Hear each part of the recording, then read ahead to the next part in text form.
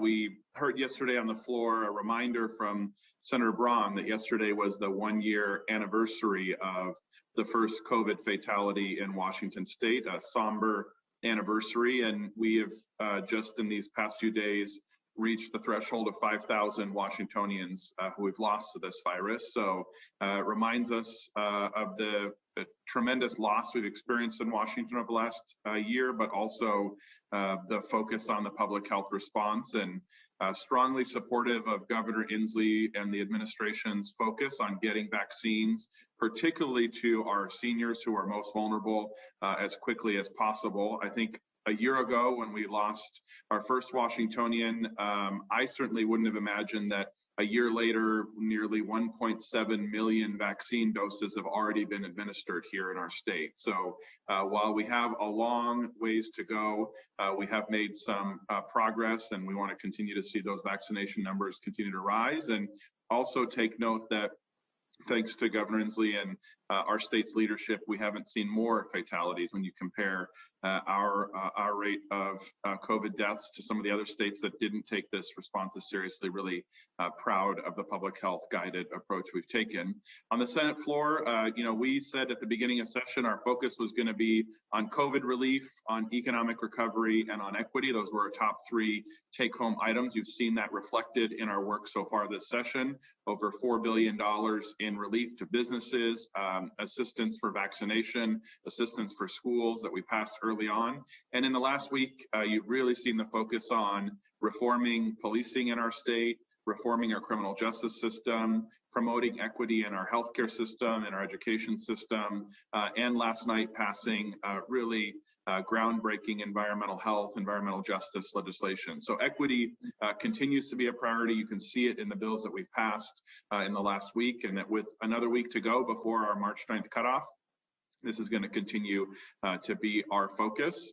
Excited to be here and take your questions. I don't know, Senator Dinger, if you wanted to make any opening remarks, or we can just jump right to questions too. That was so comprehensive, Senator Elias. I don't think I have anything to follow up with that, but I welcome questions. All right, first we'll go to Rachel LaCourte with the Associated Press. Rachel, go right ahead. Hi, can you give us an update on potential timing of the capital gains tax coming to the floor?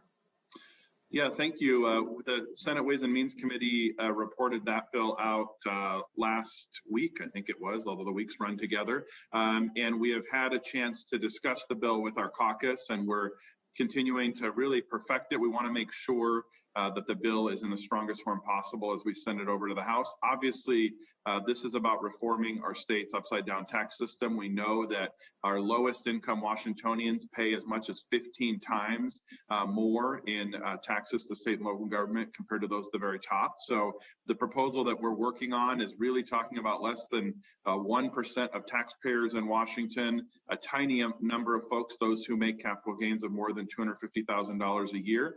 And we really want to see this invested both in childcare and early learning, but also in tax relief to low-income Washingtonians.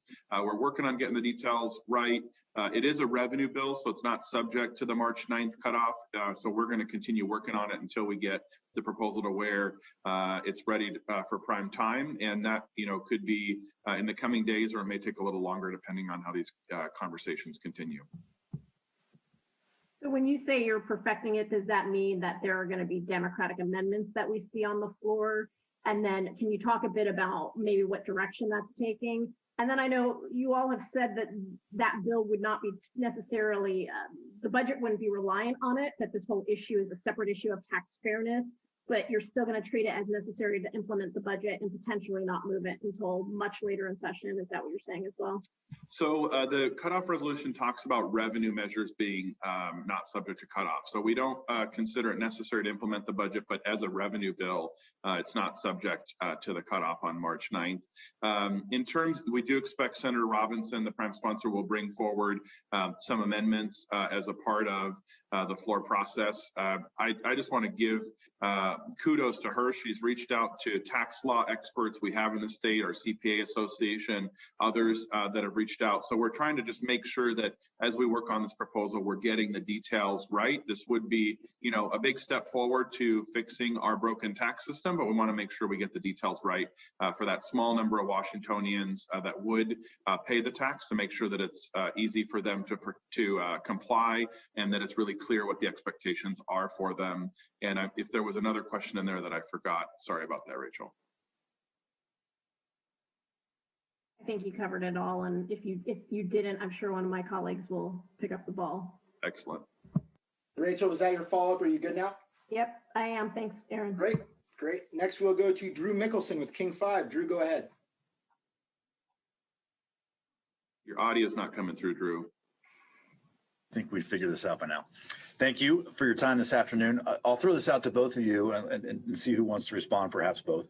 The low carbon fuel standard passed out of the House after some lengthy debate. Will that come up in the Senate?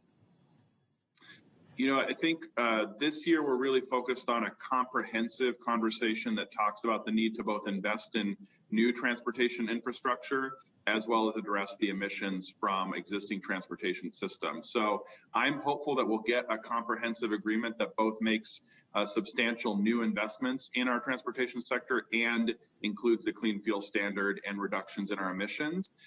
That's what we're working on. Our transportation chair has been talking to the House Transportation Chair. Our environment chair has been talking to the House Environment Chair. They're working in real time on a comprehensive solution that both invests and cuts emissions. I'm confident that with 60 some more days to go, that we'll get to agreement on a big, broad set of changes in the transportation sector, and that a clean fuel standard will be a part of it. But it is still subject to that ongoing negotiation.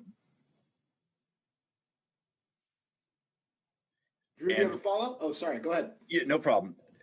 I know that the numbers keep getting thrown out there, what impact this would have on a gallon of gas, and the Puget Sound Clean Air Agency says perhaps the numbers that the Republicans have thrown out there is a worst case scenario that they don't even think would happen. Any idea what we would be talking about? Forget about any kind of gas tax increase, but what increases at the pump can people, your constituents, expect to see if some of these measures pass? I think it's really hard to predict. I saw evidence after Oregon passed the clean fuel standard that having the locally sourced fuel actually helped them when there was some instability in diesel prices due to global oil market conditions. So I think they're having homegrown fuel stocks that are part of our fuel mix. There are times when that might drive some incremental costs. There are times when that might save us when oil prices are skyrocketing. So I think it's tough to predict with any certainty a specific impact from that. I do know that the policymakers that are working on this are looking at off-ramps if for some reason it was going to lead to significant increases that would hurt working families, that there'd be some sort of off-ramps or slowdown in compliance to make sure that doesn't happen. And so I think the details of that remain to be worked out. I know Representative Fitzgibbon has done a lot of work on this issue. I do think that suggesting that this policy is going to drive huge increases isn't accurate, doesn't comport to what we've seen in Oregon and California, who've already implemented it. And this is something we're really paying close attention to. Thank you, Senator. Okay, thank you. Next, we will go to Austin Jenkins with the Northwest News Network. Austin, go ahead. Great, thanks. I would like to follow up on Rachel's question about the capital gains tax. Can you just rule in or out whether that vote could yet happen this week? And could you be more specific about some of the, we saw lots of changes when it came out of committee. What additional changes are being contemplated now? Yeah, I would refer you to Senator Robinson to get a better understanding of the changes. It's her bill. She's kind of doing that work in real time. It really does seem more focused on making sure that the details work. Like I said, she's consulted with, for example, CPAs and other tax law experts to make sure that what we're doing is the strongest proposal possible. I think, based on our caucus conversations, it could be in the coming days. It could take longer. We want to make sure we're passing the right policy. So I can't give you any specificity on which day, but I think, with our good efforts by Senator Robinson and our caucus, I think we do want to bring this to a Senate vote here as quickly as we can once we have the right proposal with the details ironed out. Austin, do you have a follow-up? Yeah, just briefly, is there any suspense here, or do you see this as do you think you have the 25 votes, and do you see this moving forward, barring any surprise? I think it's a new policy, and so we want to make sure we get the details right. And to be honest, from the last 8 years that the House has spent more time on this policy. And so as the Senate works through it, we want to make sure we get the details right and that we fully understand and think through, the consequences intended and unintended of this policy to make sure that it's the best and strongest bill that we can enact. We have to fix our broken tax code. We know that it only impacts, less than 1% of Washingtonians, but we still want to make sure, even for that small number that are paying the new capital gains tax, that it is implemented in a way that's fair, that's easy to administer, that's easy to comply with. And so I don't think there's any suspense. I think we're just working on making sure that this policy that has been around for a while, but is a change in our tax code, makes it fairer, is done in the most thoughtful way possible. And we still have 60 some days left of this session, 50 some days left. I don't know, maybe my math is off. We still have a long time to go this session, so we want to make sure that we're not rushing this, that we're getting it right, and that Washingtonians, both those who don't pay and those who do pay, have assurances that we put the right amount of thought and consideration into getting this right. And I'll just add to that, Austin, that it's really important to make sure that all of the members' questions are answered, that we have thought through any unintended consequences. And I think that's what you saw with Senator Robinson's amendment in ways too. It's really about making sure that those individuals who have a profit over $250,000 in capital gains are the ones that are paying this. We are making sure that people's retirement accounts, small businesses, anything, agricultural land, real estate transactions, all of those are protected. And so I think it's important for us to get this right and make sure everyone is comfortable. And it's just those details that are being worked out. Great. Next, we'll go to Hannah Scott with Cairo Radio. Hannah, go ahead. Hi, thank you. Good afternoon, everybody. This would for sure be for Senator Dingra and also for Senator Leas, if you can weigh in on this. The state Supreme Court ruling regarding the felony drug possession seemed to throw prosecutors and every law enforcement agency in the state into chaos. We've got the bill from Senators Hobbs and Mullet 5468 that's kind of being sold as a fix. I've got the Washington Fraternal Order of Police saying they'd like to see that acted on in right away. Same with prosecutors. Can you speak to that, Senator Dingra, as to whether there's an opportunity for that or something else that might be a fix in the works? Absolutely. You're absolutely talking about an issue I love to talk about. So absolutely. That Supreme Court decision said that our drug possession case in the state of Washington is unconstitutional. So there are two components to that. One is, what are we going to do about all those convictions that have occurred since last week? In the past. And I think that is what is getting a lot of our cities and our counties worked out, because all of those convictions have to be vacated. And so we have to come up with a system for getting that done in a timely way. And we don't have a uniform court system in the state of Washington. So doing that is going to be challenging. And the people who are trying to figure out how to get that done.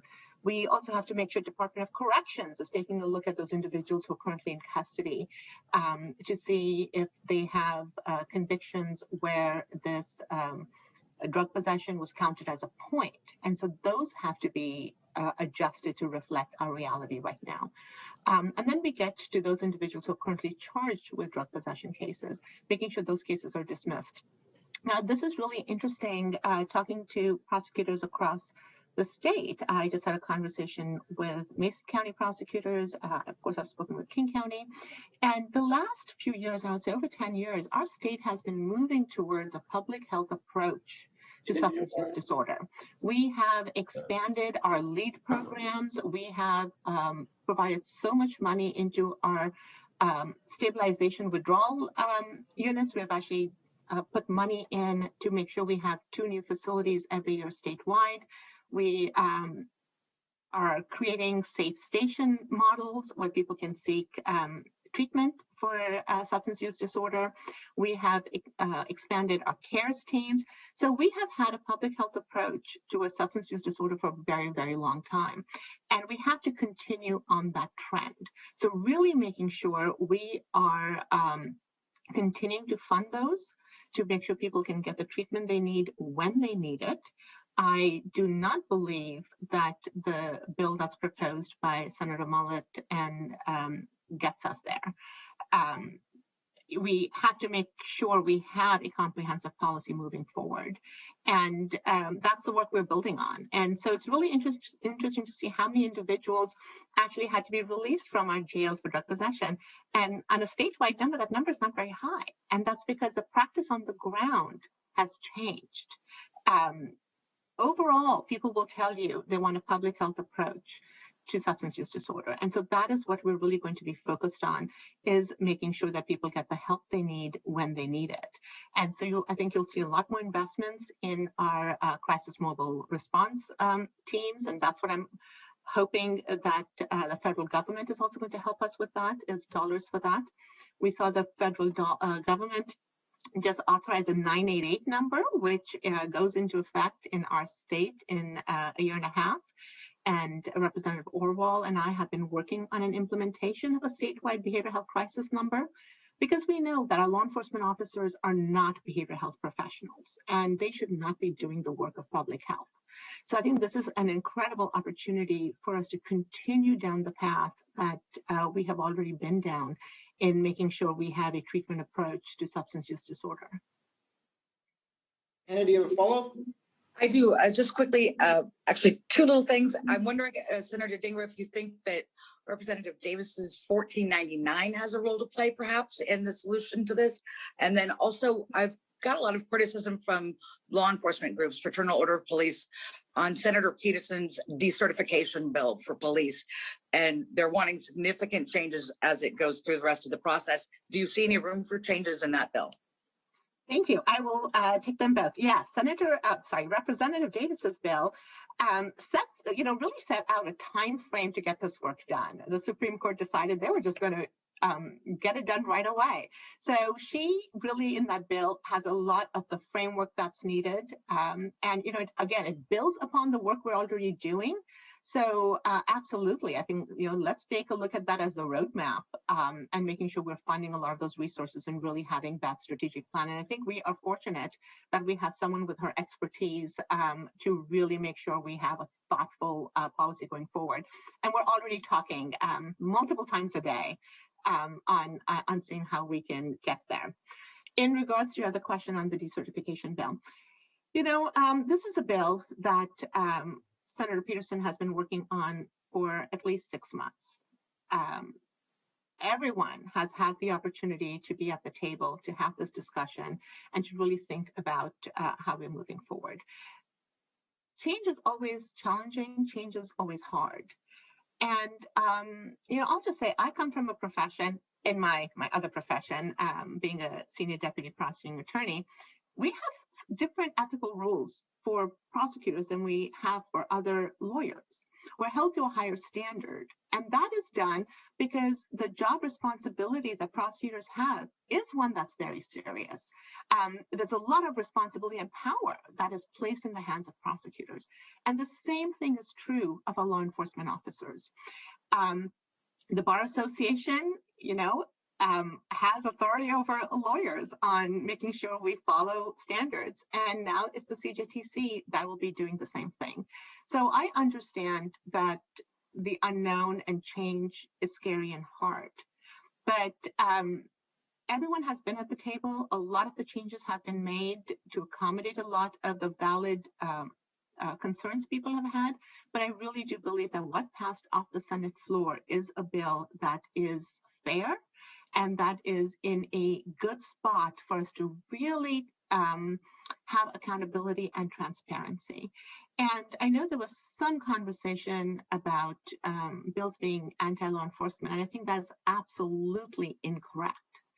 This is really about making sure we are elevating our good officers, our officers who do the right thing, who have high ethical standards, and really officers that we are so proud that they serve our communities, and really making sure that their work is elevated, that we are rewarding them and thanking them and holding them up as the standard.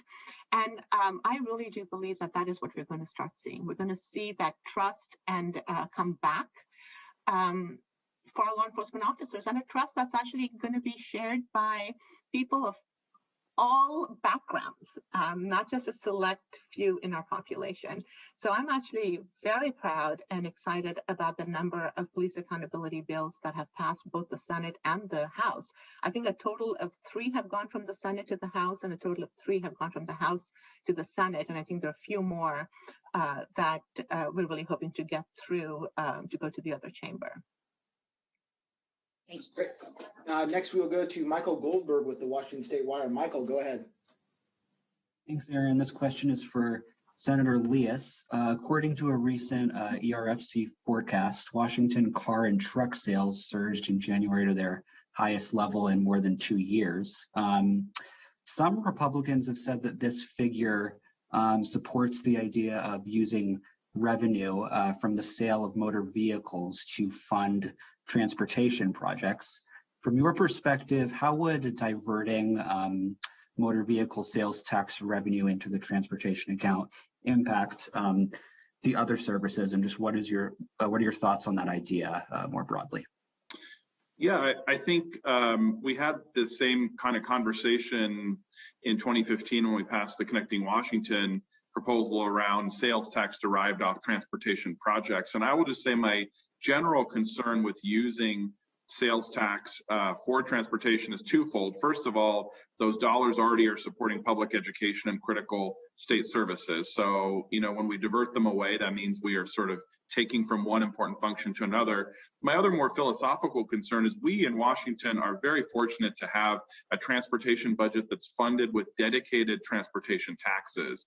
And when you start diverting non-dedicated, non-protected revenue sources, I don't think you can build a sustainable budget into the long term. So I like our current system where our fees and taxes that are paid into transportation are dedicated. So we know in 10, 15, 20 years that we're going to have the resources there to pay for the ongoing costs of that transportation infrastructure. So rather than divert general fund revenue streams away from to transportation, I would like to see have a conversation about making sure that the transportation budget has adequate resources to do maintenance and preservation, to fix some of the bridges and critical infrastructure that's risk at failure. And I think the best way to do that is through dedicated revenue sources like we've done in the past. And that's the more prudent and wise path forward on that. Michael, do you have a follow-up? I'm fine today, thanks. Great. Next, we'll go to Sara Gentzler with McClatchy. Sarah, go ahead. Thanks, Aaron. This is following up on Hannah's question for Senator Dingra as well. It sounds like then if the mullet bill isn't a viable answer, then rewriting the drug possession law isn't the likely approach here, but maybe looking at efforts like Davis's that are more comprehensive. Maybe the route that the majority is going. Is that what am I understanding that correctly? And if not, can you clarify? Sure, I will clarify. I think the conversation's happening. I will not say that there's consensus around path forward. So we're really talking through what this means, what this looks like, and the population that is impacted, and more around, what is our long-term policy around substance use disorder, and making sure we're being consistent with that. So absolutely not. We do not have consensus on this, but it follows the trend of what we've been doing in the state of Washington, is having a public health approach to substance use disorder, and absolutely taking a look at the statute as well, and really taking a look, if you want to get into like the details of what's needed, what is possession with intent to deliver, that gets a little bit too technical. But we are continuing to have conversations to figure out what is the right strategy moving forward. And I would just add, our caucus has committed to using an equity lens in all our decision making, and I want to salute Senator Dingra as well as the members of our members of color caucus for demanding that we apply an equity lens as we think about this policy. There is no question that our current drug policies have led to disproportionate numbers of Black, Indigenous, people of color in our state institutions, in our prisons. We've got a mass incarceration problem, and as we look at the intersection between substance use disorder and criminal justice, we have to apply an equity lens and not continue to perpetuate these kinds of disproportionalities. And I know Senator Dhingra is front and center considering that, and I appreciate that her and all of our colleagues are really challenging us to apply that equity lens as we come up with solutions now. And we do know the war on drugs destroyed families. And we do know about better approaches to dealing with substance use disorder. It's not a criminal justice issue, it is a public health issue. Sarah, do you have a follow-up? Yeah, a different topic. I know there's a Senator Hunt bill that would allow students in graduating classes of this year and next year to take part in a bridge year program that could be heard on the floor soon. There's also a Hawkins bill aimed at learning loss. Are there any other efforts that you would point to that are moving to address learning loss? And maybe just more broadly, if you want to speak to the legislature's role in that issue. You know, I'm going to go ahead and step in since I have teenage kids. You know, it's really been fascinating because I've been talking to a couple of the school superintendents and all, and one of them actually informed me, and she said, I actually get offended by the word learning loss. And it was really an interesting conversation because I'm so used to saying that. And over the summer, we talk about learning loss over the summer when kids go back and have an assessment. And I think we have to take a look at what learning is, the manner in which kids learn, who is responsible for that learning, and the fact that children are learning differently. Last year this time, our kids wouldn't have been able to have a meeting online or learn about Zoom or be as tech savvy as they are. I think we took a huge step forward in closing the digital divide by making sure a lot of our children who didn't have access to computers now have it. So absolutely, these are challenging times and our students are struggling. But we have to really make sure our school districts have the flexibility to figure out in what manner they need to help our students. I am very concerned about the behavioral health of our students. We are seeing more and more children who are developing anxiety, have depression, because the social component of COVID has really taken a toll on them. And I think us teachers and our schools are in a really good position to figure out what does help for these students look like. Does it mean they need an extra week of school, or does it mean that we need to provide more social emotional help for our students? So I really do think we have to listen to the school districts and really listen to the behavioral health professionals on how we are going to make sure our children are going to be successful riding out this pandemic. You know, if kids are already dealing with anxiety and depression, having them study more, I'm not sure that is the right answer. I know we have to do stuff. We have to make sure that they're prepared for the future, and our children are resilient. And we see this over and over again, especially when you take a look at individuals who studied in different countries and migrate here, and they're able to be successful and go to colleges and get great jobs. So I think I would challenge us all to think more creatively on what it takes to make our children successful and what resources and what programming they need in order to be successful. And I don't believe the answer is always book learning. Great, thank you. Next, we'll go to Laurel Demkovich from the Spokesman Review. Laurel, go ahead. Thanks, Aaron. I wanted to ask, kind of going backward to the clean fuel standard. I know that you mentioned, Senator Elias, that obviously that's still being worked on and negotiated within your caucus, but that has kind of stalled in the past in the Senate. So can you talk a little bit about what it might take in your caucus to get that to the floor and then eventually get it passed?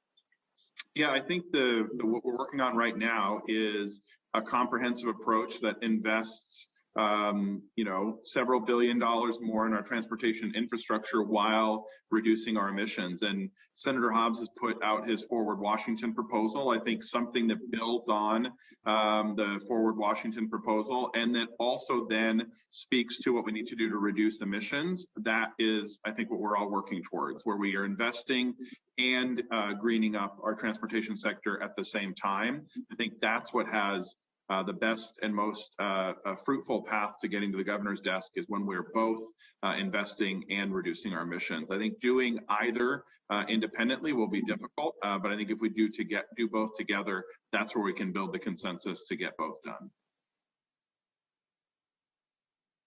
Laurel, do you have a follow? Yeah, just briefly on a kind of Eastern Washington specific bill, Senate Bill 5454 from Senator Gentzler that would provide some property tax relief to folks trying to rebuild after the wildfires.